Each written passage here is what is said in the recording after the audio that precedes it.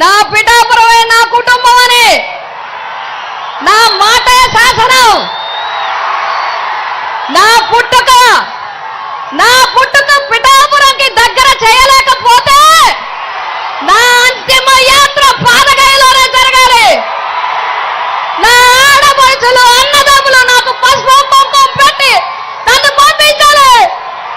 నేను పిఠాపురం నుంచే వెళ్ళిపోతాను, పిఠాపురం నుంచే వెళ్తాను. మీరు నన్ను పిఠాపురం నుంచే పంపించాలి.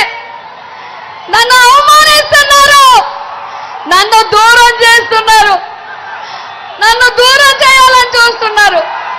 నేను వెళ్ళను, ఇక్కడి నుంచే వెళ్తా. ఇప్పటి నుంచి ఇంకా పిఠాపురం వదిలిపెట్టను. మిమ్మల్ని చెంగు చాచి అడుగుతున్నా, ఈ ఒక్క అవకాశం నాకు ఇవ్వండి. నా బిడ్డ సాక్షిగా నియోజకవర్గాన్ని అభివృద్ధి చేసి చూపిస్తాను. ఆ కుక్కుటేశ్వర స్వామి రాజేశ్వరి మాత అనుగ్రహం ఉంటే మళ్ళీ ఇక్కడే పుడతాను, మళ్ళీ పిఠాపురంలోనే పుడతాను. మీ రుణం తీర్చుకుంటారు అని చెప్పి మీ అందరికీ తెలియజేస్తున్నాను. నాకు ఈ అవకాశం ఇచ్చినందుకు జగన్మోహన్ రెడ్డి గారికి నా ధన్యవాదాలు తెలియజేసుకుంటున్నాను.